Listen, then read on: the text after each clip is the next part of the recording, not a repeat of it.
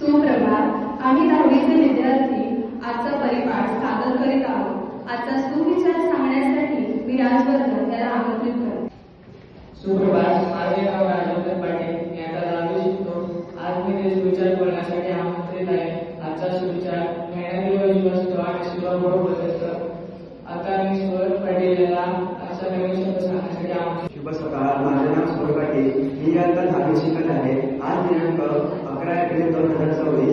आजचा नवीन शब्द दृढनिश्च ठामपणे निर्णय घेऊन पूर्ण करण्याची ताकद. धन्यवाद. मी भार्गवीला बातमी सांगण्यासाठी बोलत होतो. मी भार्गवी सत्यविजय पवार, इयत्ता 10वीचे विद्यार्थी. आजच्या ठळक बातम्या. आंतरराष्ट्रीय बातमी. रशिया युक्रेनमध्येही 32वा युद्धविराम. ईस्टर सणानिमित्त दोन्ही देशांकडून शस्त्रसंधी जाहीर. राष्ट्रीय बातमी. कुर्ल्यासाठी सर्वाधिक 16 कोटींचा निधी. डोंगर बी विभागाला फक्त 2 कोटींचा निधी. क्रीडा बातमी. राजस्थान रॉयल्सचा वैभवशाली विजय. रॉयल चॅलेंजर्स बंगळुरूचा पहिला पराभव. धन्यवाद.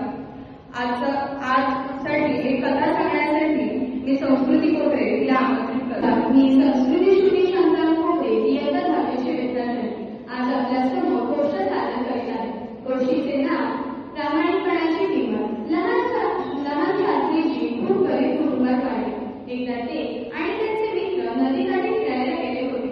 सगळे मित्र बोटीपासून नदी पार करायला निघाले, पण शास्त्रीजीकडे बोटीवाल्याला देण्यासाठी पैसे नव्हते. मित्र म्हणाले, तू आमच्यासोबत ये, कोणी विचारणार नाही. पण शास्त्रीजी शांतपणे म्हणाले, नाही, माझ्याकडे पैसे नाही, म्हणजे मला बोटीने जाण्याचा अधिकार नाही.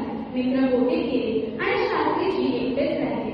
त्या थंड पाण्याकडे पाहून ते थोडा वेळ थांबले, पण मग त्यांनी निर्णय घेतला की ते नदी पोहत पार करावे. पाण्यात उतरताना त्यांच्या डोळ्यात भीती होती, पण मनात प्रामाणिकपणा होता. थंडीने अंग थरथरत होतं, श्वास जोरात चालत होता, पण ते थांबले नाही. शेवटी ते दुसऱ्या काठावर पोहोचले. पूर्ण भिजलेले, थकलेले, पण त्यांच्या चेहऱ्यावर समाधान होतं. मित्रांनी विचारलं, इतका त्रास का घेतलास? शास्त्रीजी फक्त एवढेच म्हणाले, स्वतःशी खोटं बोलण्यापेक्षा हा त्रास चांगलाच आहे. वर्षांनंतर तोच मुलगा भारताचा पंतप्रधान झाला, पण त्याची ती प्रामाणिकता कधीच बदलली नाही. शिकवण किंबहुना तात्पर्य सोप्या मार्गाने जाणं नेहमी योग्य नसतं. कधी कधी कठीण मार्ग आपल्याला महान बनवतो. धन्यवाद. Respected principal sir, vice principal ma'am, teachers and my dear friends, I am Tejaswini Phule from grade 8. Today I am going to speak about Mahatma Jyotirao Phule, a great social reformer of the India.